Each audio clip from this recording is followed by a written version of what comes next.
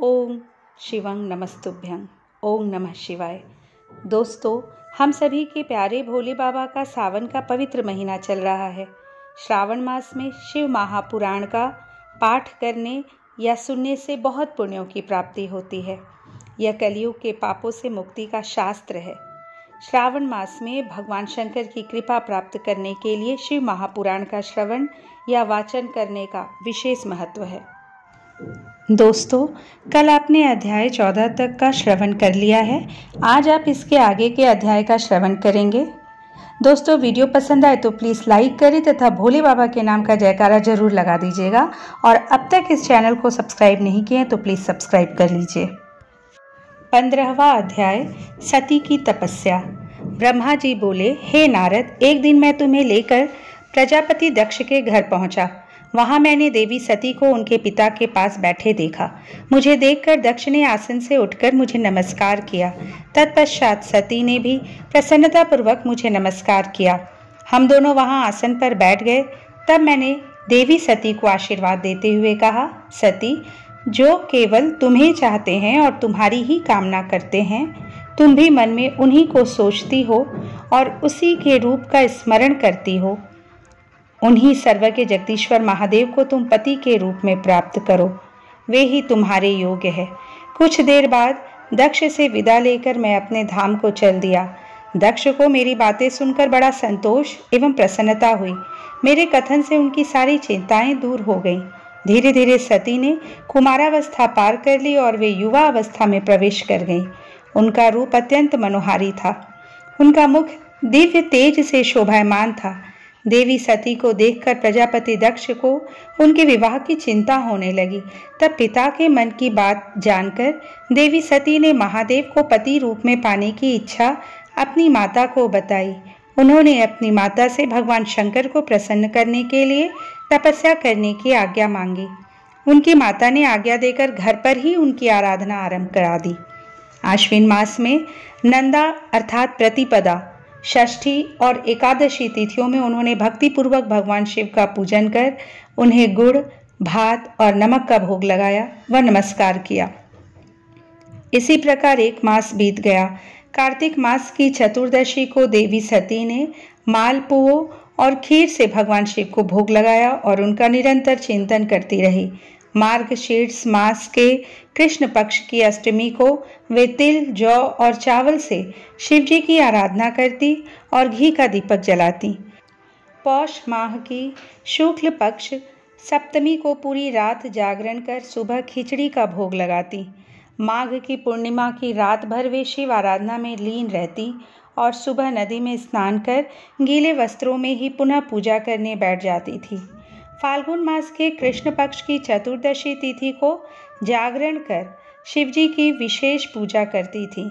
उनका सारा समय शिवजी को समर्पित था। वे अपने दिन रात शिवजी के स्मरण में ही बिताती थी। चैत्र मास के शुक्ल पक्ष की चतुर्दशी को वे ढाक के फूलों और दवनों से भगवान की पूजा करती थी। वैशाख माह में वे सिर्फ तिलों को खाती थी। वे नए जौ के भात से शिव पूजन करती थी। ज्येष्ठ माह में वे भूखी रहती और वस्त्रों तथा भटकटैया के फूलों से शिव पूजन करती थी।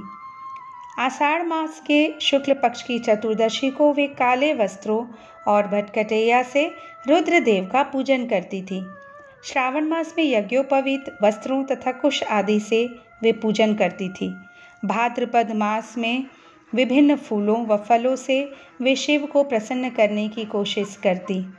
वे सिर्फ जल ही ग्रहण करती थी। देवी सती हर समय भगवान शिव की आराधना में ही लीन रहती थी। इस प्रकार उन्होंने दृढ़तापूर्वक नंदा व्रत को पूरा किया। व्रत करने के पश्चात वे शिवजी का ध्यान करने लगी। वे निश्चित आसन में स्थित हो निरंतर शिव आराधना करती रही। हे नारद, देवी सती की इस अनन्य भक्ति और तपस्या को अपनी आंखों से देखने मैं, विष्णु तथा अन्य सभी देवी देवता और ऋषि मुनि वहां गए। वहां सभी ने देवी सती को भक्तिपूर्वक नमस्कार किया और उनके सामने मस्तक झुकाए।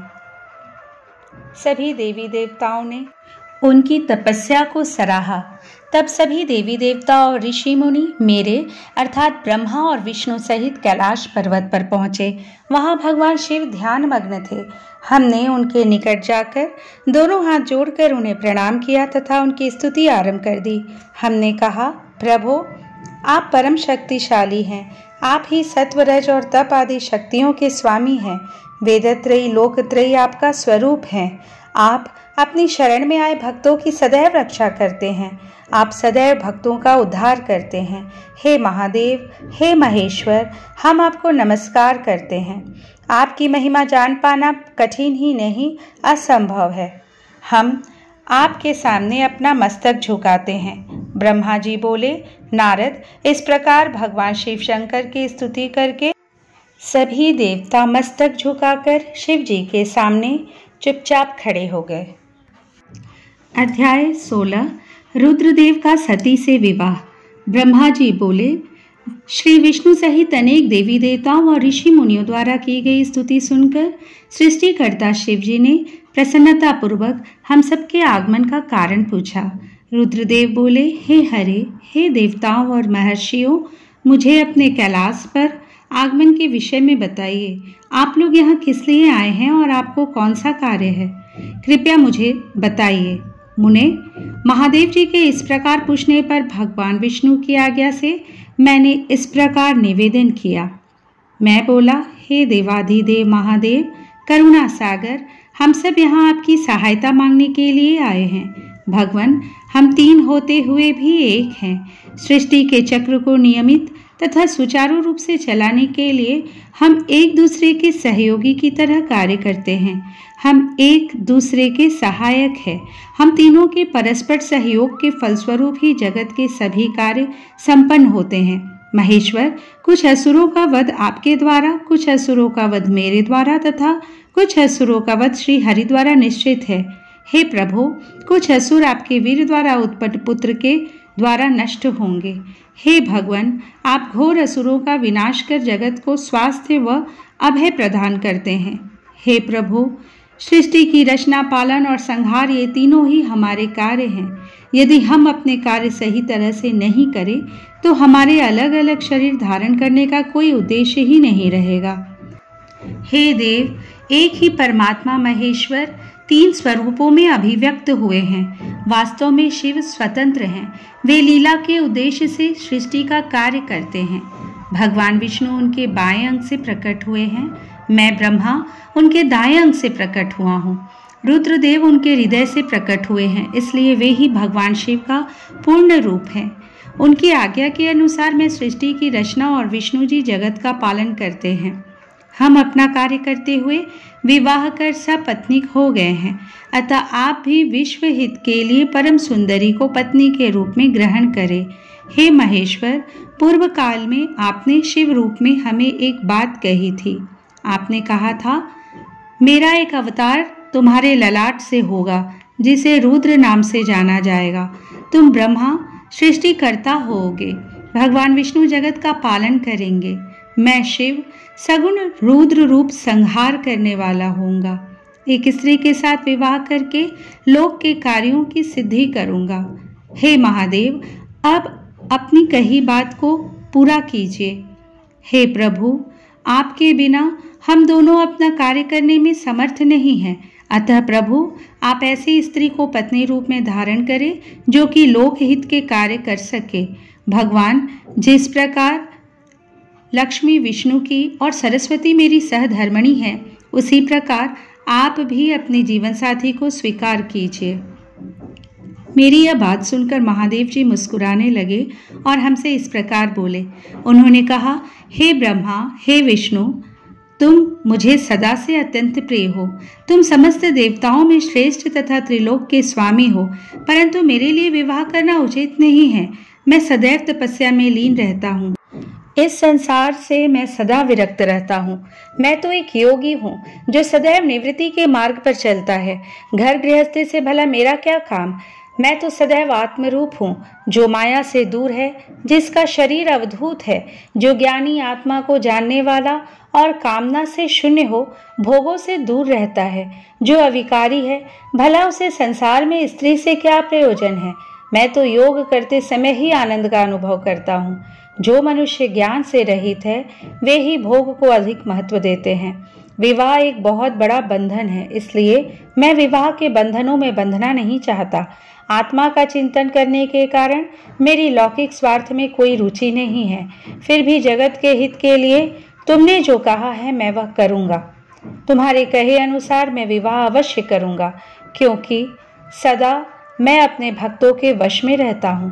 परंतु मैं ऐसी स्त्री से विवाह करूँगा जो योगिनी तथा इच्छा अनुसार रूप धारण करने वाली हो। जब मैं योग साधना करूं तो वह भी योगिनी हो जाए, और जब मैं कामासक्त हूं तब वह कामिनी बन जाए। ऐसी स्त्री ही मुझे पत्नी रूप में स्वीकार्य होगी। मैं सदैव शिव चिंतन में लगा रहता हूँ। जो स्त्री मेरे चिंतन में विघ्न डालेगी वह जीवित नहीं रह सकेगी। मैं विष्णु और ब्रह्मा हम सभी शिव के अंश हैं, इसलिए हम सदा ही उनका चिंतन करते हैं। उनके चिंतन के लिए मैं बिना विवाह किए रह सकता हूँ। अतः मुझे ऐसी पत्नी प्रदान कीजिए जो मेरे अनुसार ही कार्य करे। यदि वह स्त्री मेरे कार्यों में विघ्न डालेगी तो मैं उसे त्याग दूंगा। विवाह हेतु शिव की स्वीकृति पाकर मैं और विष्णु जी प्रसन्न हो गए। फिर मैं विनम्रता पूर्वक भगवान शिव से बोला, हे नाथ, महेश्वर, प्रभु, आपको जिस प्रकार की स्त्री की आवश्यकता है ऐसी ही स्त्री के विषय में सुनो। हे प्रभु, भगवान शिव की पत्नी उमा ही विभिन्न अवतार धारण करके पृथ्वी पर प्रकट होती हैं और सृष्टि के विभिन्न कार्यों को पूरा करने में अपना सहयोग प्रदान करती है। उन्हीं देवी उमा ने लक्ष्मी रूप धारण कर श्री हरि को वरा। सरस्वती रूप में वे मेरी अर्धांगिनी बनी। अब वही देवी लोक हित के लिए अपने तीसरे अवतार में अवतरित हुई हैं। उमा देवी प्रजापति दक्ष की कन्या के रूप में अवतार लेकर आपको पति रूप में पाने की इच्छा के लिए घोर तपस्या कर रही हैं। उनका नाम देवी सती है। सती ही आपकी भार्या होने के योग्य है। वे महातेजस्विनी ही आपको पति रूप में प्राप्त करेंगी।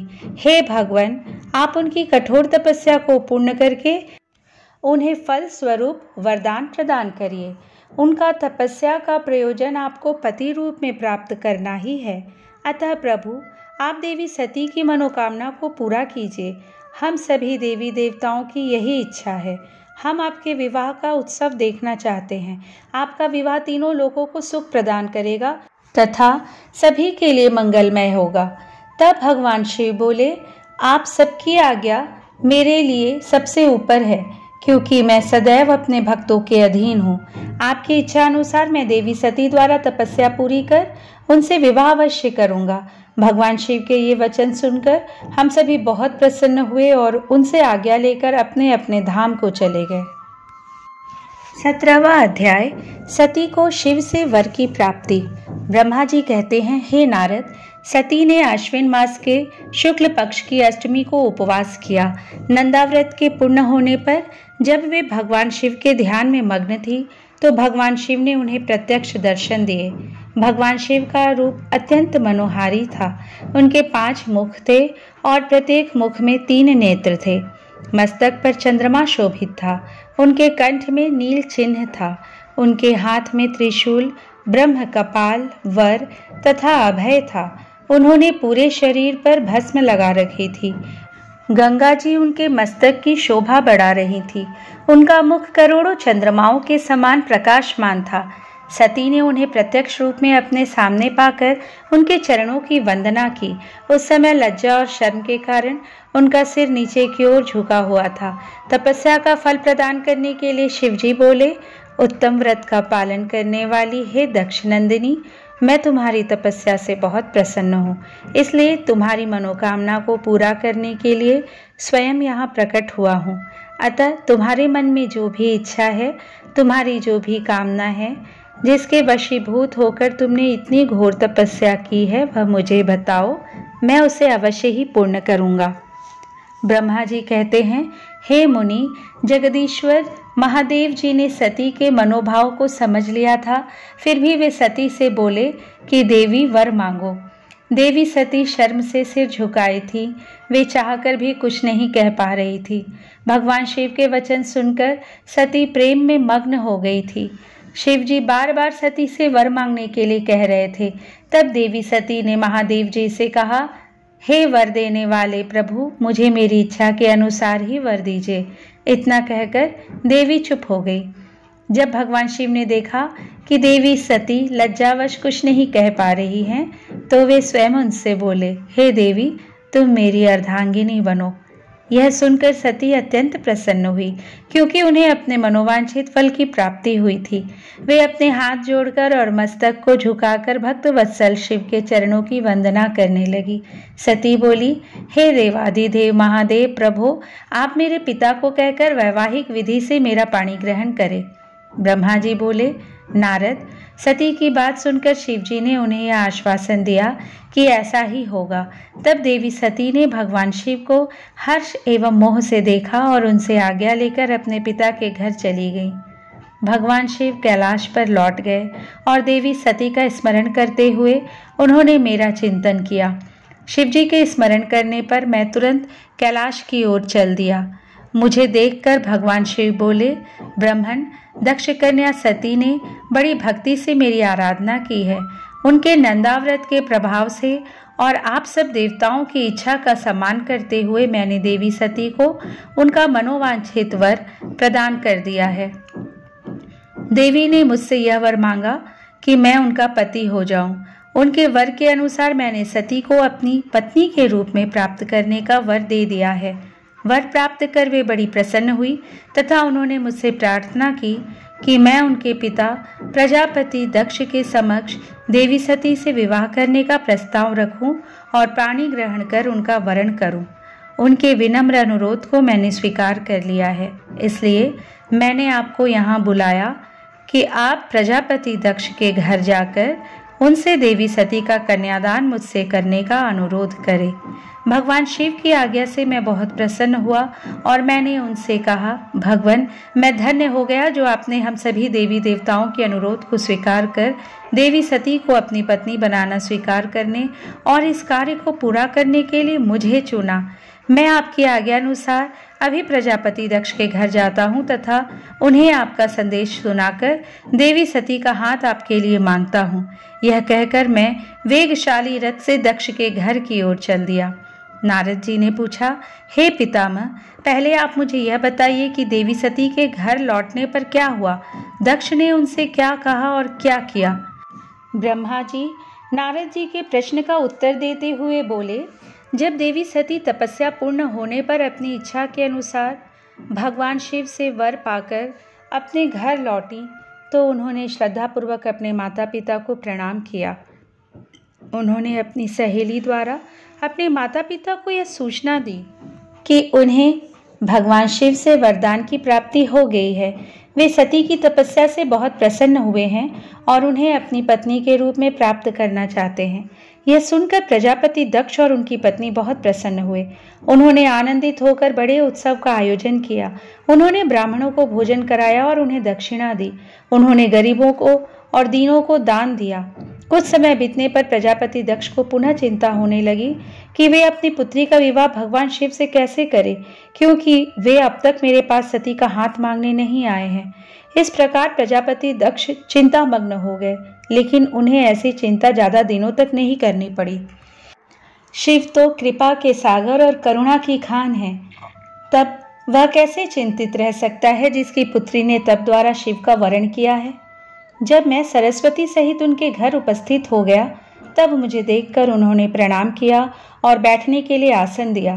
तत्पश्चात दक्ष ने मेरे आने का कारण पूछा तो मैंने अपने आने का प्रयोजन बताते हुए कहा, हे प्रजापति दक्ष, मैं भगवान शिव की आज्ञा से आपके घर आया हूँ।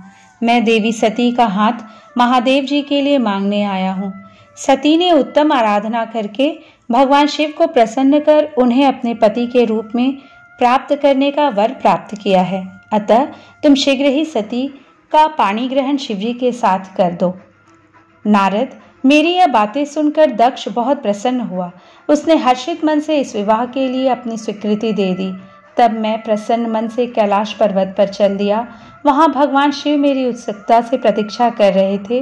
वहीं दूसरी ओर प्रजापति दक्ष, उनकी पत्नी और पुत्री सती विवाह प्रस्ताव आने पर हर्ष से विभोर हो रहे थे। 18वां अध्याय, शिव और सती का विवाह। ब्रह्मा जी बोले, नारद, जब मैं कैलाश पर्वत पर भगवान शिव को प्रजापति दक्ष की स्वीकृति की सूचना देने पहुंचा तो वे उत्सुकता पूर्वक मेरी ही प्रतीक्षा कर रहे थे। तब मैंने महादेव जी से कहा, हे भगवान, दक्ष ने कहा है कि वे अपनी पुत्री सती का विवाह भगवान शिव से करने को तैयार है, क्योंकि सती का जन्म महादेव जी के लिए ही हुआ है। यह विवाह होने पर उन्हें सबसे अधिक प्रसन्नता होगी। उनकी पुत्री सती ने महादेव जी को पति रूप में प्राप्त करने हेतु ही उनकी घोर तपस्या की है। उन्हें इस बात की भी खुशी है कि मैं स्वयं आपकी आज्ञा से उनकी पुत्री के लिए आपका अर्थात भगवान शिव का विवाह प्रस्ताव लेकर वहां गया। उन्होंने कहा, हे पितामह, उनसे कहिए कि वे शुभ लग्न और मुहूर्त में अपनी बारात लेकर स्वयं आए। मैं अपनी पुत्री का कन्यादान सहर्ष महादेव जी को कर दूंगा। हे भगवान, दक्ष ने मुझसे यह बात कही है, इसलिए आप शुभ मुहूर्त देखकर शीघ्र ही उनके घर चले और देवी सती का वरण करें। हे नारद, मेरे ऐसे वचन सुनकर शिवजी ने कहा, हे संसार की सृष्टि करने वाले ब्रह्मा जी, मैं तुम्हारे और नारद जी के साथ ही प्रजापति दक्ष के घर चलूंगा। इसलिए ब्रह्मा जी, आप नारद और अपने मानस पुत्रों का स्मरण कर उन्हें यहाँ बुला ले, साथ ही मेरे पार्षद भी दक्ष के घर चलेंगे। नारद, तब भगवान शिव की आज्ञा पाकर मैंने तुम्हारा और अपने अन्य मानस पुत्रों का स्मरण किया। उन तक मेरा संदेश पहुंचते ही वे तुरंत कैलाश पर्वत पर उपस्थित हो गए। उन्होंने हर्षित मन से महादेव जी को और मुझे प्रणाम किया। तत्पश्चात शिव जी ने भगवान श्री हरि विष्णु का स्मरण किया। भगवान विष्णु देवी लक्ष्मी के साथ अपने विमान गरुड़ पर बैठ वहां आ गए। चैत्र मास के शुक्ल पक्ष की त्रयोदशी तिथि में रविवार को पूर्वा फाल्गुनी नक्षत्र में त्रिलोकीनाथ भगवान शिव की बारात धूमधाम से कैलाश पर्वत से निकली। उनकी बारात में मैं, देवी सरस्वती, विष्णु जी, देवी लक्ष्मी, सभी देवी देवता, मुनि और शिवगण आनंद मग्न होकर चल रहे थे। रास्ते में खूब उत्सव हो रहा था। भगवान शिव की इच्छा से बैल, बाघ, सांप, जटा और चंद्रकला उनके आभूषण बन गए। भगवान स्वयं नंदी पर सवार होकर प्रजापति दक्ष के घर पहुंचे। द्वार पर भगवान शिव की बारात देखकर सभी हर्ष से फूले नहीं समा रहे थे। प्रजापति दक्ष ने विधि पूर्वक भगवान शिव की पूजा अर्चना की। उन्होंने सभी देवताओं का खूब आदर सत्कार किया तथा उन्हें घर के अंदर ले गए। दक्ष ने भगवान शिव को उत्तम आसन पर बैठाया और हम सभी देवताओं और ऋषि मुनियों को भी यथा योग्य स्थान दिया। सभी का भक्ति पूर्वक पूजन किया। तत्पश्चात दक्ष ने मुझसे प्रार्थना की कि मैं ही वैवाहिक कार्य को संपन्न कराऊं। मैंने दक्ष की प्रार्थना को स्वीकार किया और वैवाहिक कार्यक्रम कराने लगा। शुभ लग्न और शुभ मुहूर्त देखकर प्रजापति दक्ष ने अपनी पुत्री सती का हाथ भगवान शिव के हाथों में सौंप दिया और विधि विधान से पाणी ग्रहण संस्कार संपन्न कराया। उस समय वहां बहुत बड़ा उत्सव हुआ और नाच गाना भी हुआ। सभी आनंद मग्न थे। हम सभी देवी देवताओं ने भगवान शिव और देवी सती की बहुत स्तुति की और उन्हें भक्ति पूर्वक प्रणाम किया। भगवान शिव और सती का विवाह हो जाने पर उनके माता पिता बहुत प्रसन्न हुए और महादेव जी को अपनी कन्या का दान कर प्रजापति दक्ष कृतार्थ हो गए। महेश्वर का विवाह होने का पूरा संसार मंगल उत्सव मनाने लगा। अध्याय 19 ब्रह्मा और विष्णु द्वारा शिव की स्तुति करना। ब्रह्मा जी कहते हैं, नारद, कन्यादान करके दक्ष ने भगवान शिव को अनेक उपहार प्रदान किए। उन्होंने सभी ब्राह्मणों को भी दान दक्षिणा दी। तत्पश्चात भगवान शिव अपनी पत्नी लक्ष्मी जी सहित भगवान शिव के समक्ष हाथ जोड़कर खड़े हो उनकी आराधना करने लगे। वे बोले, हे दया सागर महादेव जी, आप संपूर्ण जगत के पिता हैं और देवी सती सबकी माता है। भगवान, आप दोनों ही अपने भक्तों की रक्षा के लिए और दुष्टों का नाश करने के लिए अनेक अवतार धारण करते हैं। इस प्रकार उन्होंने शिव सती की बहुत स्तुति की। नारद, मैं उनके पास आकर विधि के अनुसार फेरे कराने लगा। ब्राह्मणों की आज्ञा और मेरे सहयोग से सती और भगवान शिव ने विधि पूर्वक अग्नि के फेरे लिए। उस समय वहां बहुत अद्भुत उत्सव किया जा रहा था। वहां विभिन्न प्रकार के बाजे और शहनाइयां बज रही थी। स्त्रियां मंगल गीत गा रही थी और खुशी से सभी नृत्य कर रहे थे। तत्पश्चात भगवान विष्णु बोले, सदाशिव, आप संपूर्ण प्रकृति की रचयिता है। आपका स्वरूप ज्योतिर्मय है। ब्रह्मा जी, मैं और रुद्रदेव आपके ही रूप हैं। हम सभी सृष्टि की रचना, पालन और संहार करते हैं। हे प्रभु, हम सब आपका ही अंश है। प्रभु, आप आकाश के समान सर्वव्यापी और ज्योतिर्मय हैं। जिस प्रकार हाथ, कान, नाक, मुंह, सिर आदि शरीर के विभिन्न रूप हैं, उसी प्रकार हम सब भी आपके शरीर के ही अंग हैं। आप निर्गुण निराकार हैं। समस्त दिशाएं आपकी मंगल कथा कहती हैं। सभी देवी देवता और ऋषि मुनि आपके ही चरणों की वंदना करते हैं। आपकी महिमा का वर्णन करने में मैं असमर्थ हूँ। भगवान, यदि हम सबसे कुछ गलती हो गई हो तो कृपया उसे क्षमा करें और प्रसन्न हो। ब्रह्मा जी बोले, इस प्रकार श्री हरि ने भगवान शिव की बहुत स्तुति की। उनकी स्तुति सुनकर भगवान शिव बहुत प्रसन्न हुए। विवाह की सभी रीतियों के पूर्ण होने पर हम सभी ने महादेव जी एवं देवी सती को बधाइयाँ दी तथा उनसे प्रार्थना की कि वे अपनी कृपा दृष्टि सदैव सभी पर बनाए रखे, वे जगत का कल्याण करे। तत्पश्चात भगवान शिव ने मुझसे कहा, हे ब्राह्मण, आपने मेरा वैवाहिक कार्य संपन्न कराया है, अतः आप ही मेरे आचार्य हैं। आचार्य को कार्य सिद्धि के लिए दक्षिणा अवश्य ही दी जाती है। इसलिए आप मुझे बताइए कि मैं दक्षिणा में आपको क्या दूं। महाभाग, आप जो भी मांगेंगे मैं उसे अवश्य ही दूंगा। मुने, भगवान शिव के इस प्रकार के वचन सुनकर मैं हाथ जोड़कर उनके सामने खड़ा हो गया। मैंने उन्हें प्रणाम करके कहा, हे देवेश, यदि आप मुझे अपना आचार्य मानकर कोई वर देना चाहते हैं तो मैं आपसे यह वर मांगता हूँ कि आप सदा इसी रूप में इसी वेदी पर विराजमान रहकर अपने भक्तों को दर्शन दें। इस स्थान पर आपके दर्शन करने से सभी पापियों के पाप धुल जाएं। आपके यहाँ विराजमान होने से मुझे आपका साथ प्राप्त हो जाएगा। मैं इसी वेदी के पास आश्रम बनाकर यहाँ निवास करूँगा और तपस्या करूँगा। हे प्रभु, मेरी यही इच्छा है। चैत्र मास के शुक्ल पक्ष की त्रयोदशी को पूर्वा फाल्गुनी नक्षत्र में रविवार के दिन जो भी मनुष्य भक्ति भाव से आपका दर्शन करे उसके सभी पाप नष्ट हो जाएं, रोगी मनुष्य के सभी रोग दूर हो जाएं। इस दिन आपका दर्शन कर मनुष्य जिस इच्छा को आपके सामने व्यक्त करे उसे आप तुरंत पूरा करें। हे प्रभु, आप इस दिन सभी को मनोवांछित वर प्रदान करें। भगवान, यही वरदान मैं आपसे मांगता हूँ। मेरी यह बात सुनकर शिव बहुत प्रसन्न हुए। वे बोले, हे ब्रह्मा, मैं आपकी इच्छा अवश्य ही पूरी करूँगा। तुम्हारे वर के अनुसार मैं देवी सती सहित इस वेदी पर विराजमान रहूँगा।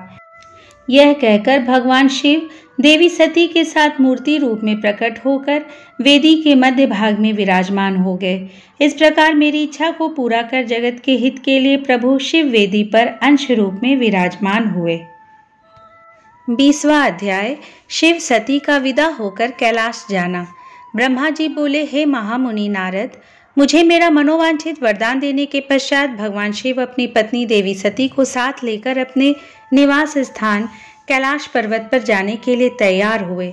तब अपनी बेटी सती व दामाद भगवान शिव को विदा करते समय प्रजापति दक्ष ने अपने हाथ जोड़कर और मस्तक झुकाकर महादेव जी की भक्ति पूर्वक स्तुति की। साथ ही श्री हरि सहित सभी देवी देवताओं और ऋषि मुनियों ने हर्ष से प्रभु का जय जयकार किया। भगवान शिव ने अपने ससुर प्रजापति दक्ष से आज्ञा लेकर अपनी पत्नी को अपनी सवारी नंदी पर बैठाया और स्वयं भी उस पर बैठकर कैलाश पर्वत की ओर चले गए। उस समय वृषभ पर बैठे भगवान शिव व सती की शोभा देखते ही बनती थी। उनका रूप मनोहारी था। सब मंत्र मुग्ध होकर उन दोनों को जाते हुए देख रहे थे। प्रजापति दक्ष और उनकी पत्नी अपनी बेटी व दामाद के अनोखे रूप पर मोहित हो उन्हें एकटक देख रहे थे। उनकी विदाई पर चारों ओर मंगल गीत गाए जा रहे थे। विभिन्न वाद्य यंत्र बज रहे थे। सभी बाराती शिव के कल्याण में उज्ज्वल यश का गान करते हुए उनके पीछे पीछे चलने लगे। भगवान शिव देवी सती के साथ अपने निवास कैलाश पर पहुँचे। सभी देवता सहित मैं और विष्णु जी भी कैलाश पर्वत पर पहुँचे। भगवान शिव ने उपस्थित सभी देवी देवताओं और ऋषि मुनियों का हृदय से धन्यवाद किया। भगवान शिव ने सभी को सम्मानपूर्वक विदा किया। तब सभी देवताओं ने उनकी स्तुति की और प्रसन्नतापूर्वक अपने अपने धाम को चले गए। तत्पश्चात भगवान शिव और देवी सती सुखपूर्वक अपने वैवाहिक जीवन का आनंद उठाने लगे। सूत जी कहते हैं, हे मुनियों, मैंने तुम्हें भगवान शिव के शुभ विवाह की पुण्य कथा सुनाई है। भगवान शिव का विवाह कब और किससे हुआ, वे विवाह के लिए कैसे तैयार हुए, इस प्रकार मैंने सभी प्रसंगों का वर्णन तुमसे किया है। विवाह के समय यज्ञ अथवा किसी भी शुभ कार्य के आरंभ में भगवान शिव का पूजन करने के पश्चात इस कथा को जो सुनता अथवा पढ़ता है, उसका कार्य या वैवाहिक आयोजन बिना विघ्न और बाधाओं के पूरा होता है तथा इस कथा के श्रवण से सभी शुभ कार्य निर्विघ्न पूर्ण होते हैं। इस अमृतमयी कथा को सुनकर जिस कन्या का विवाह होता है, वह सुख, सौभाग्य, सुशीलता और सदाचार आदि सद्गुणों से युक्त हो जाती है। भगवान शिव की कृपा से पुत्रवती भी होती है। 21वां अध्याय, शिव सती विहार। नारद जी ने पूछा, हे पितामह ब्रह्मा जी, शिव जी के विवाह के पश्चात सभी पधारे देवी देवताओं और ऋषि मुनियों सहित श्रीहरि और आपको विदा करने के पश्चात क्या हुआ? हे प्रभु, इससे आगे की कथा का वर्णन भी आप मुझसे करें। यह सुनकर ब्रह्मा जी ने मुस्कुराते हुए कहा, हे महर्षि नारद, सभी उपस्थित देवताओं को विवाहोपरांत भगवान शिव और देवी सती ने प्रसन्नतापूर्वक विदा कर दिया। तत्पश्चात देवी सती ने सभी शिवगणों को भी कुछ समय के लिए कैलाश पर्वत से जाने की आज्ञा प्रदान की। सभी शिवगणों ने महादेव जी को प्रणाम कर उनकी स्तुति की। तत्पश्चात उन्होंने भगवान शंकर से वहां से जाने की आज्ञा मांगी। आज्ञा देते हुए महादेव जी ने कहा, जाएं, लेकिन मेरे स्मरण करने पर आप सभी तुरंत मेरे समक्ष उपस्थित हो जाएं। तब नंदी समेत सभी गण वहां भगवान शिव और देवी सती को अकेला छोड़कर कुछ समय के लिए कैलाश पर्वत से चले गए। अब कैलाश पर्वत पर भगवान शिव सती के साथ अकेले थे। देवी सती भगवान शिव को पति रूप में प्राप्त कर बहुत खुश थीं। बहुत कठिन तप के उपरांत ही उन्हें भगवान शिव का सानिध्य मिल पाया था। यह सोचकर वह बहुत रोमांचित थी। उधर देवी सती के अनुपम सौंदर्य को देखकर शिव जी भी मोहित हो चुके थे। वे भी देवी सती का साथ पाकर अपने को धन्य समझ रहे थे। एकांत पाकर शिव जी अपनी पत्नी सती के साथ कैलाश पर्वत के शिखर पर रमण करने लगे। 22वां अध्याय, शिव सती का हिमालय गमन। कैलाश पर्वत पर श्री शिव और दक्ष कन्या सती के विविध विहारों का विस्तार से वर्णन करने के बाद ब्रह्मा जी ने कहा, नारद, एक दिन की बात है कि देवी सती भगवान शिव को प्रेम पूर्वक प्रणाम करके दोनों हाथ जोड़कर खड़ी हो गई। उन्हें चुपचाप खड़े देखकर भगवान शिव समझ गए कि देवी सती के मन में कुछ बात अवश्य है जिसे वह कहना चाह रही है। तब उन्होंने मुस्कुराकर देवी सती से पूछा कि हे प्राणवत्सला, कहिए आप क्या कहना चाहती हैं? यह सुनकर देवी सती बोली, हे भगवान, वर्षा ऋतु आ गई है। चारों ओर का वातावरण सुंदर व मनोहारी हो गया है। हे देवाधिदेव, मैं चाहती हूँ कि कुछ समय हम कैलाश पर्वत से दूर पृथ्वी पर या हिमालय पर्वत पर जाकर रहें। वर्षा काल के लिए हम किसी योग्य स्थान पर चले जाएं और कुछ समय वहीं निवास करें। देवी सती की यह प्रार्थना सुनकर भगवान शिव हंसने लगे। हंसते हुए ही उन्होंने अपनी पत्नी सती से कहा कि प्रिय, जहाँ पर मैं निवास करता हूँ वहाँ पर मेरी इच्छा के विरुद्ध कोई भी आ जा नहीं सकता है। मेघ भी मेरी आज्ञा के बिना कैलाश पर्वत की ओर कभी नहीं आएंगे। वर्षा काल में भी मेघ सिर्फ नीचे की ओर ही घूमकर चले जाएंगे। हे प्रिय, तुम्हारी इच्छा के विरुद्ध कोई भी तुम्हें परेशान नहीं कर सकता। फिर भी यदि आप चाहती हैं तो हम हिमालय पर्वत पर चलते हैं। तत्पश्चात भगवान शिव अपनी पत्नी सती के साथ हिमालय पर चले गए। कुछ समय वहां प्रसन्नतापूर्वक विहार करने के पश्चात वे पुनः अपने निवास पर लौट आए। 23वां अध्याय, शिव द्वारा ज्ञान और मोक्ष का वर्णन। ब्रह्मा जी बोले, हे महर्षि नारद, भगवान शिव और सती के हिमालय से वापस आने के पश्चात वे पुनः पहले की तरह कैलाश पर्वत पर अपना निवास करने लगे। एक दिन देवी सती ने भगवान शिव को भक्तिभाव से नमस्कार किया और कहने लगी, हे देवाधिदेव महादेव कल्याण सागर, आप सभी की रक्षा करते हैं।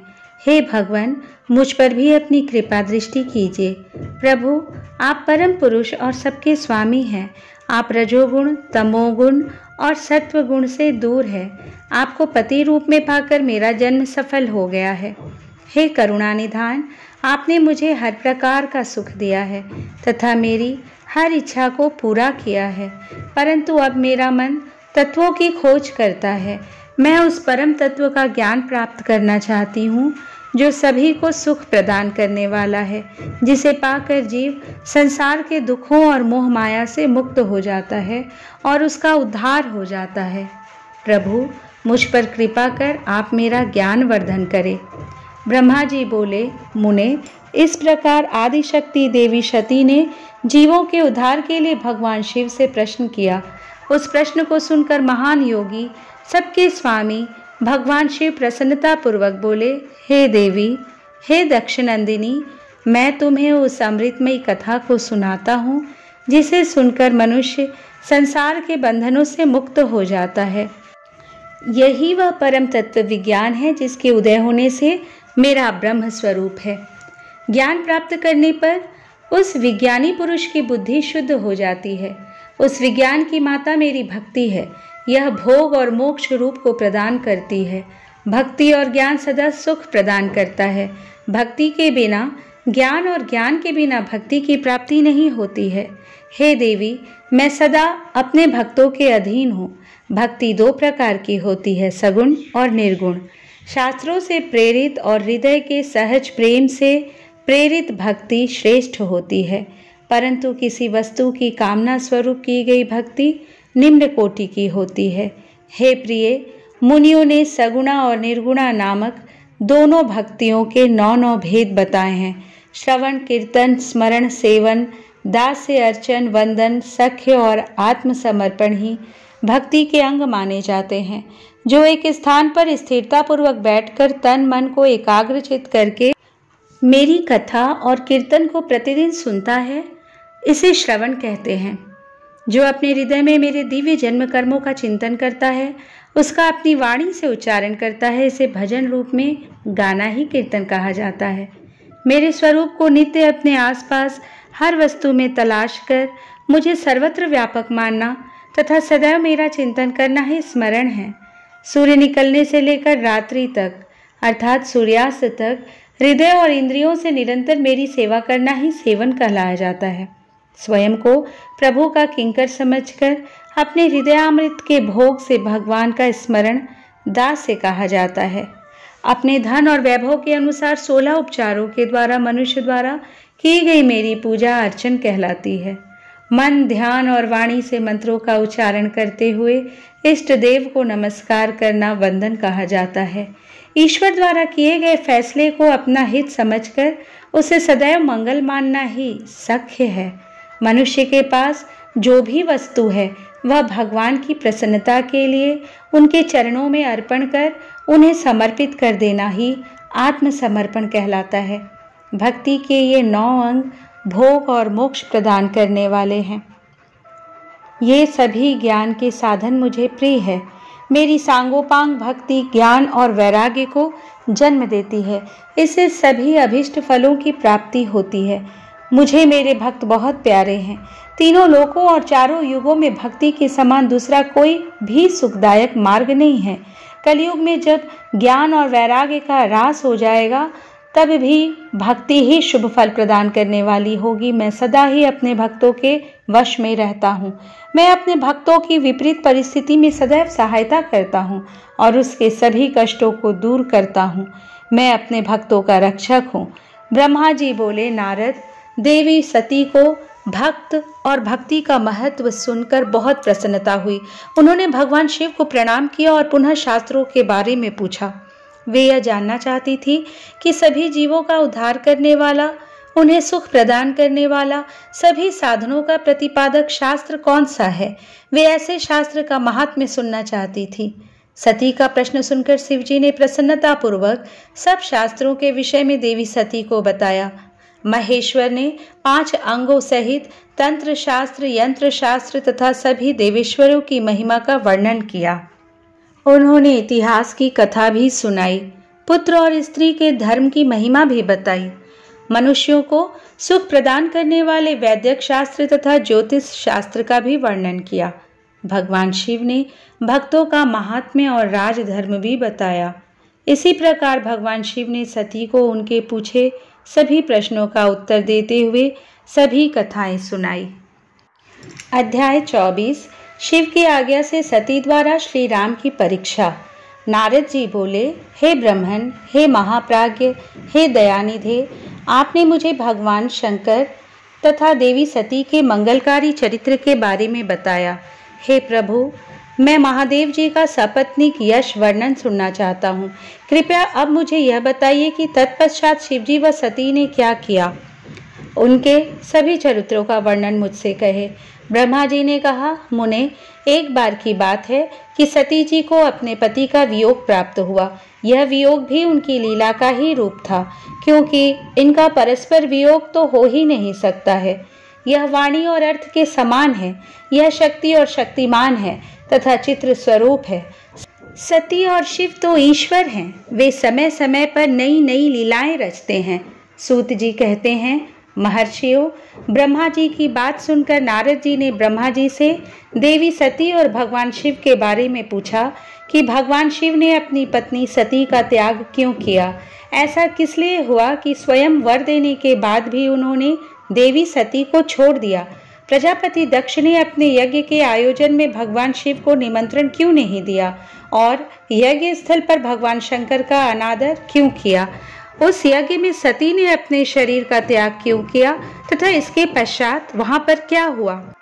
हे प्रभु, कृपा कर मुझे इस विषय में सविस्तार बताइए। ब्रह्मा जी बोले, हे महाप्राज्ञ नारद, मैं तुम्हारी उत्सुकता देखकर तुम्हारी सभी जिज्ञासाओं को शांत करने के लिए तुम्हें सारी बातें बताता हूँ। ये सभी भगवान शिव की ही लीला है। उनका स्वरूप स्वतंत्र और निर्विकार है। देवी सती भी उनके अनुरूप ही है।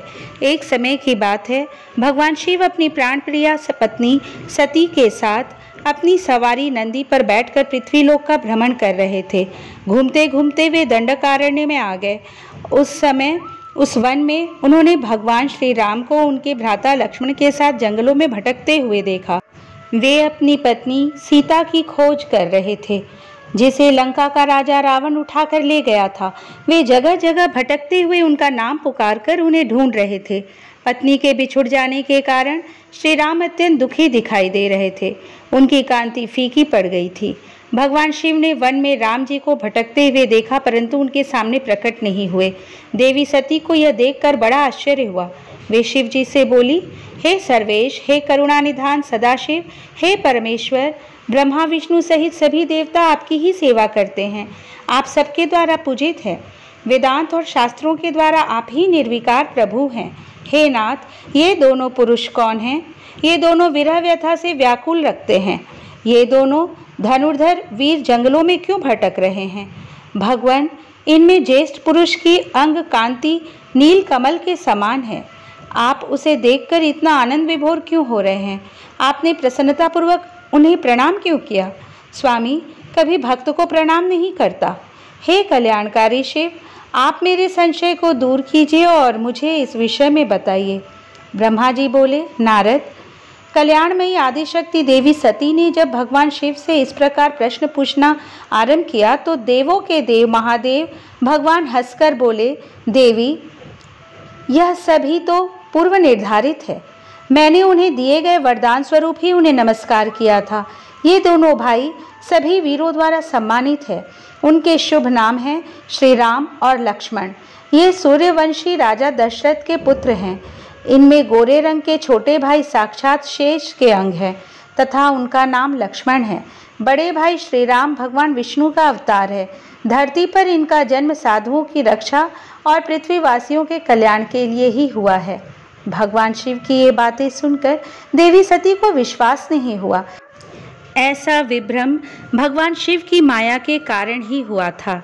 जब भगवान शिव को यह ज्ञात हुआ कि देवी सती को उनकी बातों पर विश्वास नहीं हुआ है, तो वे अपनी पत्नी दक्ष कन्या सती से बोले, देवी, यदि तुम्हें मेरी बातों पर विश्वास नहीं है तो तुम स्वयं श्री राम की परीक्षा ले लो। जब तक तुम इस बात से आश्वस्त न हो जाओ कि वे दोनों पुरुष ही राम और लक्ष्मण हैं और तुम्हारा मोह न नष्ट हो जाए, तब तक मैं यहीं बरगद के नीचे खड़ा हूँ। तुम जाकर श्री राम और लक्ष्मण की परीक्षा लो। ब्रह्मा जी बोले, हे महामुने नारद, अपने पति भगवान शिव के वचन सुनकर सती ने अपने पति का आदेश प्राप्त कर श्री राम लक्ष्मण की परीक्षा लेने की ठान ली। परंतु उनके मन में बार बार एक ही विचार उठ रहा था कि मैं कैसे उनकी परीक्षा लूँ। तब उनके मन में यह विचार आया कि मैं देवी सीता का रूप धारण कर श्री राम के सामने जाती हूँ। यदि वे साक्षात विष्णु जी का अवतार हैं तो वे मुझे आसानी से पहचान लेंगे, अन्यथा वे मुझे पहचान नहीं पाएंगे। ऐसा विचार कर उन्होंने सीता का वेश धारण कर लिया और राम जी के समक्ष चली गई। सती ने ऐसा भगवान शिव की माया से मोहित होकर ही किया था।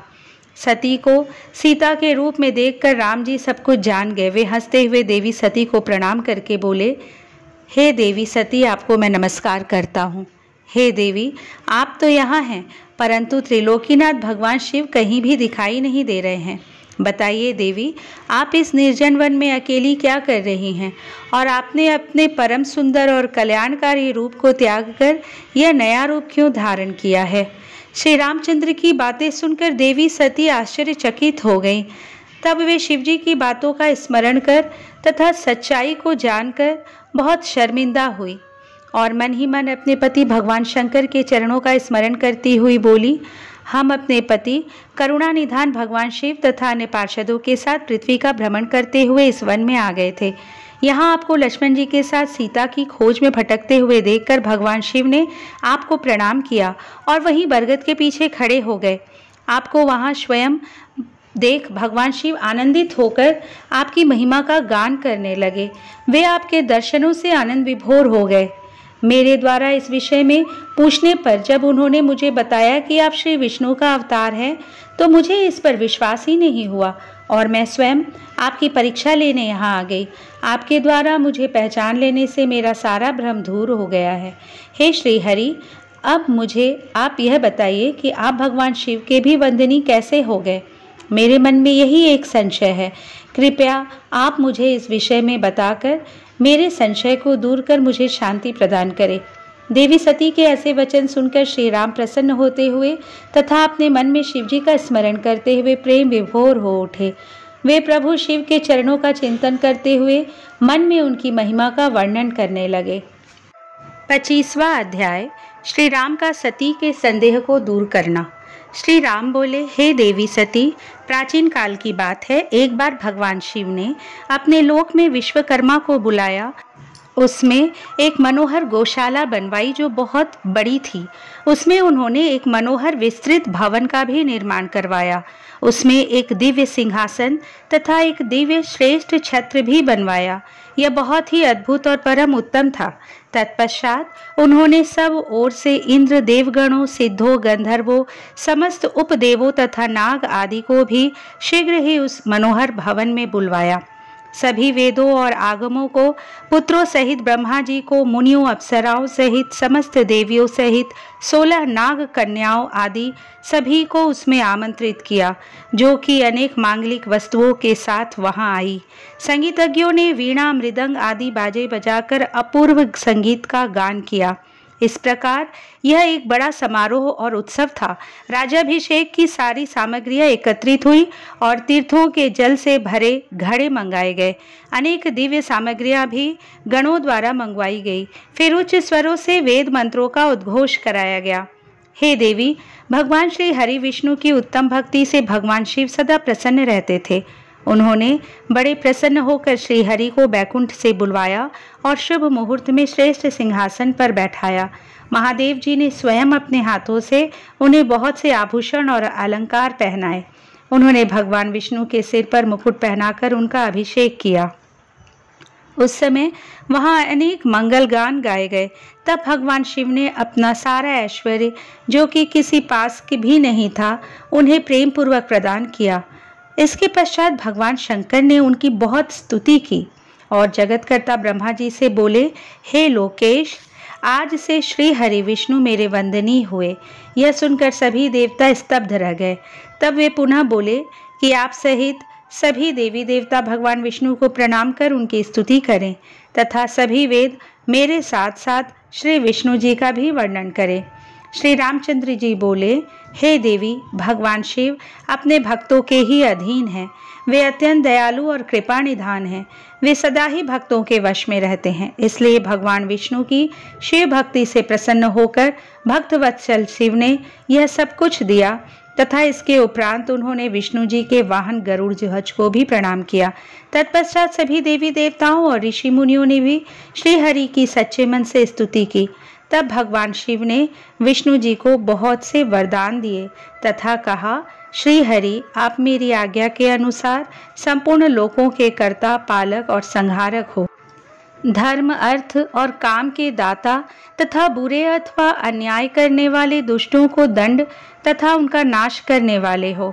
आप पूरे जगत में पूजित हो तथा सभी मनुष्य सदैव आपका पूजन करें। तुम कभी भी पराजित नहीं होगे। मैं तुम्हें इच्छा की सिद्धि, लीला करने की शक्ति और सदैव स्वतंत्रता का वरदान प्रदान करता हूँ। हे हरे, जो तुमसे बैर रखेंगे उनको अवश्य ही दंड मिलेगा। मैं तुम्हारे भक्तों को भी मोक्ष प्रदान करूंगा तथा उनके सभी कष्टों का भी निवारण करूंगा। तुम मेरी बाई भुजा से और ब्रह्मा जी मेरी दाई भुजा से प्रकट हुए हो। रुद्रदेव, जो साक्षात मेरा ही रूप है, मेरे ही हृदय से प्रकट हुए हैं। हे विष्णु, आप सदा सबकी रक्षा करेंगे। मेरे धाम में तुम्हारा स्थान उज्जवल एवं वैभवशाली है। वह गोलोक नाम से जाना जाएगा। तुम्हारे द्वारा धारण किए गए सभी अवतार सबके रक्षक और मेरे परम भक्त होंगे। मैं उनका दर्शन करूंगा। श्री रामचंद्र जी कहते हैं, देवी, श्री हरि को अपना अखंड ऐश्वर्य सौंपकर भगवान शिव स्वयं कैलाश पर्वत पर रहते हुए अपने पार्षदों के साथ क्रीड़ा करते हैं। तभी भगवान लक्ष्मीपति विष्णु गोप वेश धारण करके आए और गोप गोपी तथा गौ के स्वामी बनकर प्रसन्नता पूर्वक विचरने लगे तथा जगत की रक्षा करने लगे। वे अनेक प्रकार के अवतार ग्रहण करते हुए जगत का पालन करने लगे। वे ही भगवान शिव की आज्ञा से 4 भाइयों के रूप में प्रकट हुए।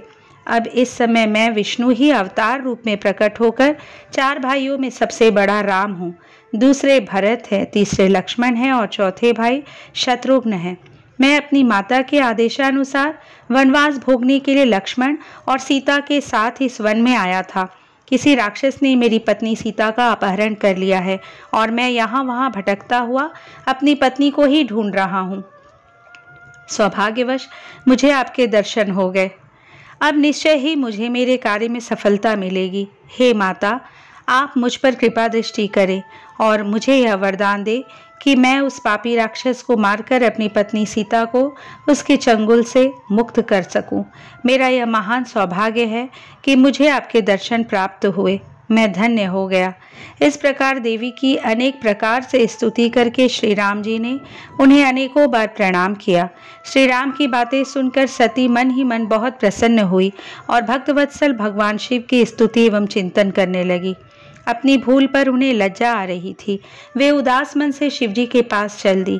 वे रास्ते में सोच रही थी कि मैंने अपने पति महादेव जी की बात न मानकर बहुत बुरा किया और श्री राम जी के प्रति भी बुरे विचार मन में लाई। अब मैं भगवान शिव को क्या उत्तर दूंगी? उन्हें अपनी करनी पर बहुत पश्चाताप हो रहा था। वे शिव जी के समीप गई और चुपचाप खड़ी हो गई। सती को इस प्रकार चुपचाप और दुखी देखकर भगवान शंकर ने पूछा, देवी, आपने श्री राम की परीक्षा किस प्रकार ली? यह प्रश्न सुनकर देवी सती चुपचाप से झुकाकर खड़ी हो गई। उन्होंने शिव जी को कोई उत्तर नहीं दिया। वे असमंजस में थी कि क्या उत्तर दे, लेकिन महायोगी शिव ने ध्यान से सारा विवरण जान लिया और उनका मन से त्याग कर दिया। भगवान शिव ने सोचा, अब यदि मैं सती को पहले जैसा ही स्नेह करूं तो मेरी प्रतिज्ञा भंग हो जाएगी। वेद धर्म के पालक शिव जी ने अपनी प्रतिज्ञा पूरी करते हुए सती का मन से त्याग कर दिया। फिर सती से कुछ न कहकर वे कैलाश की ओर बढ़े। मार्ग में सबको, विशेषकर सती जी को सुनाने के लिए आकाशवाणी हुई कि महायोगी शिव, आप धन्य हैं। आपके समान तीनों लोकों में कोई भी प्रतिज्ञा पालक नहीं है। इस आकाशवाणी को सुनते ही देवी सती शांत हो गई, उनकी कांति फीकी पड़ गई। तब उन्होंने भगवान से पूछा, हे प्राणनाथ, आपने कौन सी प्रतिज्ञा की है? कृपया आप मुझे बताइए। परंतु भगवान शिव ने विवाह के समय भगवान विष्णु के समक्ष जो प्रतिज्ञा की थी उसे सती को नहीं बताया। तब देवी सती ने भगवान शिव का ध्यान करके उन सभी कारणों को जान लिया जिसके कारण भगवान ने उनका त्याग कर दिया था। त्याग देने की बात जानकर देवी सती अत्यंत दुखी हुई।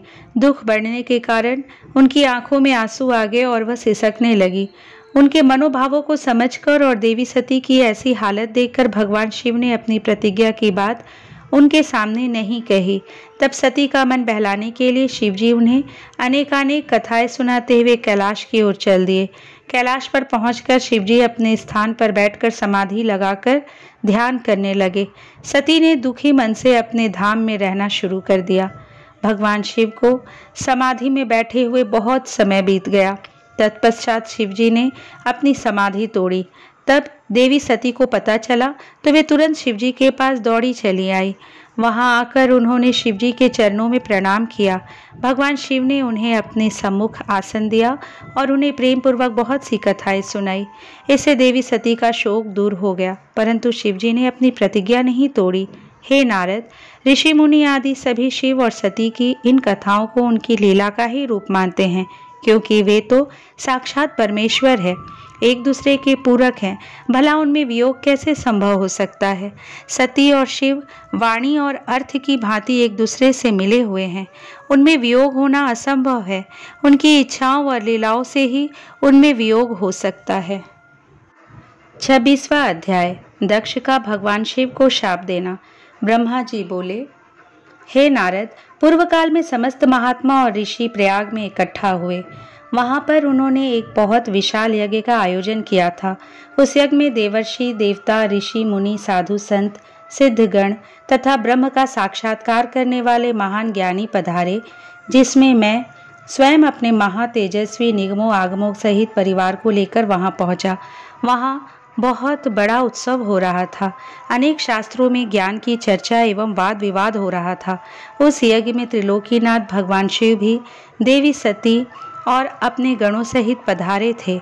भगवान शिव को वहां आया देख मैंने सभी देवताओं, ऋषियों, मुनियों ने उन्हें झुककर भक्तिभाव से प्रणाम किया तथा अनेक प्रकार से उनकी स्तुति की।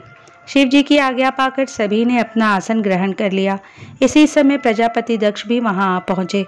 वे बड़े ही तेजस्वी थे। प्रजापति दक्ष ने मुझे प्रणाम करके अपना आसन ग्रहण कर लिया। वे ब्रह्मांड के अधिपति थे, इसी कारण उन्हें अपने पद का घमंड हो गया था। उनके मन में अहंकार ने घर कर लिया था। ब्रह्मांड के अधिपति होने के कारण वे सभी देवताओं के वंदनीय थे। सभी ऋषि मुनियों सहित देवर्षियों ने भी मस्तक झुकाकर प्रजापति दक्ष को प्रणाम किया और उनकी स्तुति कर उनका सादर सत्कार किया। परंतु त्रिलोकीनाथ भगवान शिव शंभु ने न तो उन्हें प्रणाम किया और न ही अपने आसन से उठकर दक्ष का स्वागत किया। इस बात पर दक्ष क्रोधित हो गए।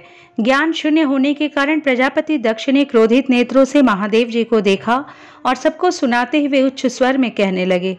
प्रजापति दक्ष बोले, सभी देवता, असुर, ब्राह्मण, ऋषि, मुनि सभी मुझे नम्रतापूर्वक प्रणाम कर मेरे आगे सिर झुकाते हैं।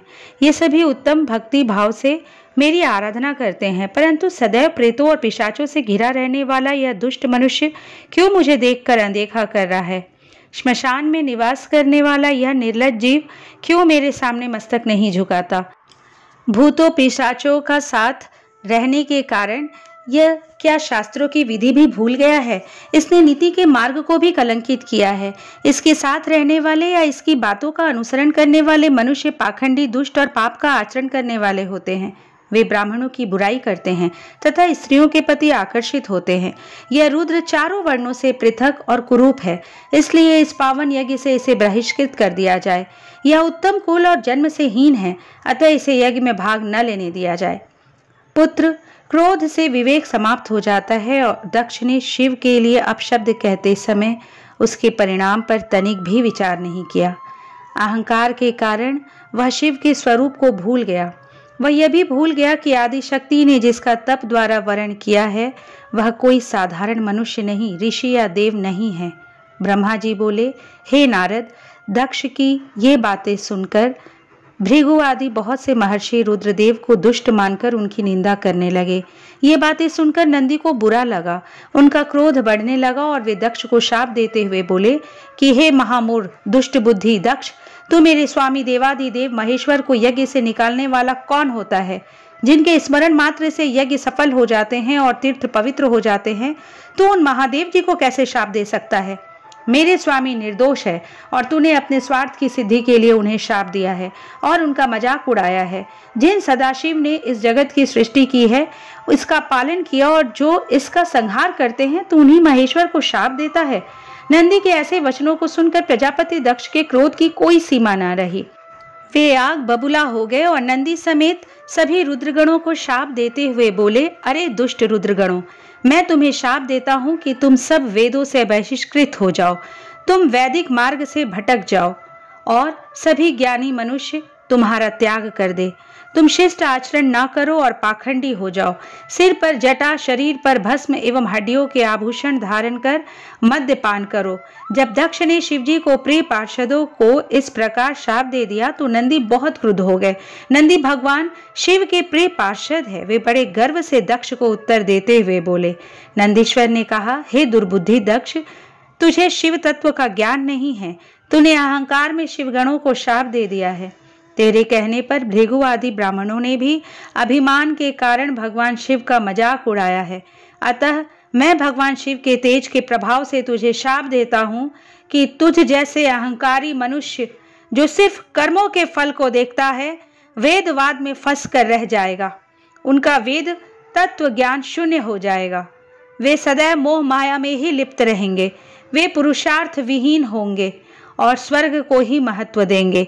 वे क्रोधी व लोभी होंगे। वे सदा ही दान लेने में लगे रहेंगे। हे दक्ष, जो भी भगवान शिव को सामान्य देवता समझकर उनका अनादर करेगा, वह सदैव के लिए तत्वज्ञान से विमुख हो जाएगा। वह आत्मज्ञान को भूलकर पशु के समान हो जाएगा तथा यह दक्ष जो कि कर्मों से भ्रष्ट हो चुका है, इसका मुख बकरे के समान हो जाएगा। इस प्रकार बहुत गुस्से से भरे नंदी ने जब दक्ष और ब्राह्मणों को शाप दिया तो वहां बहुत शोर मच गया। भगवान शिव मधुर वाणी में नंदी को समझाने लगे कि वे शांत हो जाए। प्रभु शिव बोले, नंदी, तुम तो परम ज्ञानी हो, तुम्हें क्रोध नहीं करना चाहिए। तुमने बिना कुछ जाने और समझे ही दक्ष तथा समस्त ब्राह्मण कुल को शाप दे दिया है। सच्चाई तो यह है कि मुझे कोई भी शाप छू नहीं सकता है, इसलिए तुम्हें अपने क्रोध पर नियंत्रण रखना चाहिए था। किसी की बुद्धि कितनी ही दूषित क्यों ना हो, वह कभी वेदों को शाप नहीं दे सकता। नंदी, तुम तो सिद्धों को भी तत्व ज्ञान का उपदेश देने वाले हो। तुम तो जानते हो कि मैं ही यज्ञ हूँ, मैं ही यज्ञ कर्म हूँ। यज्ञ की आत्मा मैं हूँ, यज्ञ परायण यजमान भी मैं हूँ। फिर मैं कैसे यज्ञ से बहिष्कृत हो सकता हूँ? तुमने व्यर्थ ही ब्राह्मणों को शाप दे दिया है। ब्रह्मा जी बोले, नारद, जब भगवान शिव ने अनेक प्रकार से नंदी को समझाया तो उनका क्रोध शांत हो गया। तब शिव जी अपने अन्य गणों व पार्षदों के साथ अपने निवास स्थान कैलाश पर्वत पर चले गए। क्रोध से भरे दक्ष भी ब्राह्मणों के साथ अपने निवास स्थान पर चले, परंतु उनके मन में महादेव जी के लिए क्रोध एवं ईर्ष्या का भाव ऐसा ही रहा। उन्होंने शिव जी के प्रति श्रद्धा को त्याग दिया और उनकी निंदा करने लगे। दिन ब दिन उनकी ईर्ष्या बढ़ती जा रही थी। 27वां अध्याय, दक्ष द्वारा महान यज्ञ का आयोजन। ब्रह्मा जी बोले, हे महर्षि नारद, इस प्रकार क्रोधित व अपमानित दक्ष ने कनखल नामक तीर्थ में एक बहुत बड़े यज्ञ का आयोजन किया। उस यज्ञ में उन्होंने सभी देवर्षियों, महर्षियों तथा देवताओं को दीक्षा देने के लिए बुलाया। अगस्त्य, कश्यप, अत्रि, वामदेव, भृगु, दधीचि, भगवान व्यास, भारद्वाज, गौतम, पैल, पराशर, गर्ग, भार्गव, कुकुश, सित, सुमंतु, त्रिक, कंक और वैशंपायन सहित अनेक ऋषि मुनि अपनी पत्नियों व पुत्रों सहित प्रजापति दक्ष के यज्ञ में सम्मिलित हुए। समस्त देवता अपने देवगणों के साथ प्रसन्नता पूर्वक यज्ञ में गए। अपने पुत्र दक्ष की प्रार्थना स्वीकार करके मैं विश्वस्रष्टा ब्रह्मा और बैकुंठ लोक से भगवान विष्णु भी उस यज्ञ में पहुंचे। वहां दक्ष ने सभी पधारे हुए अतिथियों का खूब आदर सत्कार किया। उस यज्ञ के स्थान का निर्माण देवताओं के शिल्पी विश्वकर्मा द्वारा किया गया था। विश्वकर्मा ने बहुत से दिव्य भवनों का निर्माण किया। उन भवनों में दक्ष ने यज्ञ में पधारे अतिथियों को ठहराया। दक्ष ने भृगु ऋषि को ऋत्विज बनाया। भगवान विष्णु यज्ञ के अधिष्ठाता थे। इस विधि को मैंने ही बताया। दक्ष सुंदर रूप धारण कर यज्ञ मंडल में उपस्थित था। उस महान यज्ञ में 88,000 ऋषि एक साथ हवन कर सकते थे। 64,000 देवर्षि मंत्रों का उच्चारण कर रहे थे।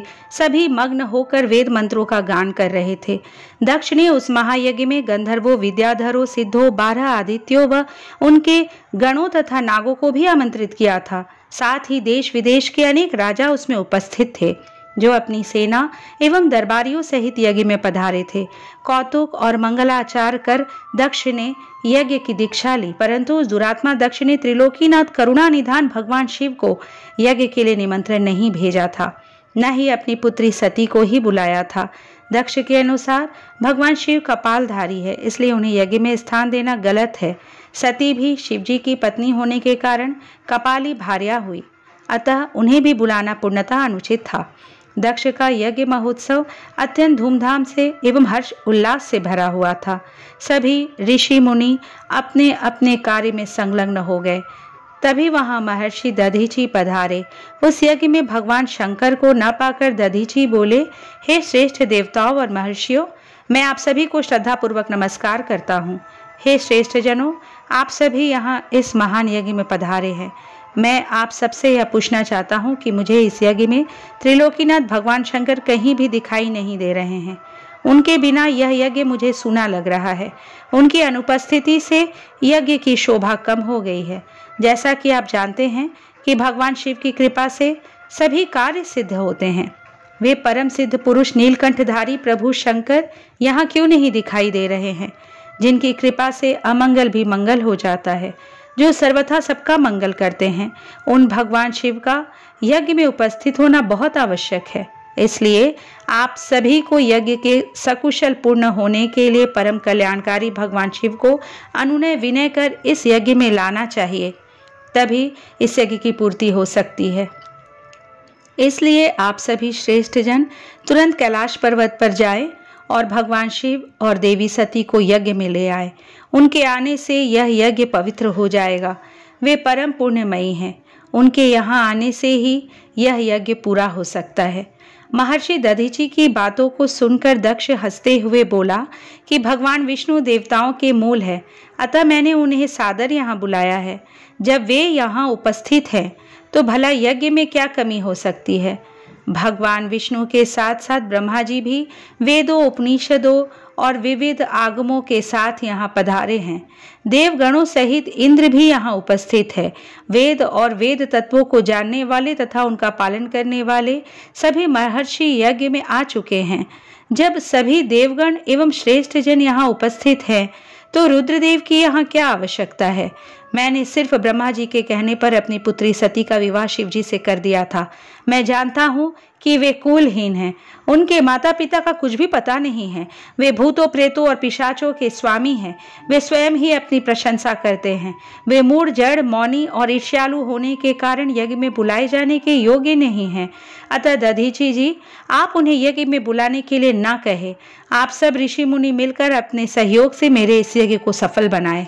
दक्ष की बात सुनकर दधीची मुनि बोले, हे दक्ष, परम कल्याणकारी भगवान शिव को यज्ञ में ना बुलाकर तुमने इस यज्ञ को पहले ही भंग कर दिया है। यह यज्ञ कहलाने लायक ही नहीं है। तुमने भगवान शिव को निमंत्रण ना देकर उनकी अवहेलना की है, इसलिए तुम्हारा विनाश निश्चित है। यह कहकर दधीची वहां से अपने आश्रम चले गए। उनके पीछे पीछे भगवान शिव का अनुसरण करने वाले सभी ऋषि मुनि भी वहां से चले गए। दक्ष के समर्थकों ने यज्ञ छोड़कर गए ऋषि मुनियों के प्रति व्यंग्य भरे वचनों का प्रयोग किया। इस प्रकार प्रसन्न होकर दक्ष बोलने लगे कि यह बहुत अच्छी बात है कि मंद बुद्धि और मिथ्यावाद में लगे दुराचारी मनुष्य सभी इस यज्ञ का त्याग करके स्वयं ही चले गए हैं। भगवान विष्णु और ब्रह्मा जी, जो कि सभी वेदों के ज्ञाता हैं और वेद तत्वों से परिपूर्ण हैं, इस यज्ञ में उपस्थित है। यही मेरे यज्ञ के सफल बनाएंगे। ब्रह्मा जी बोले कि दक्ष की ये बातें सुनकर वे सभी शिव माया से मोहित हो गए। सभी देवर्षि आदि देवताओं का पूजन करने लगे। इस प्रकार यज्ञ पुनः आरंभ हो गया। मुनि श्रेष्ठ, इस प्रकार वहां यज्ञ स्थल पर रुके अनेक देवर्षि और मुनि वहां पुनः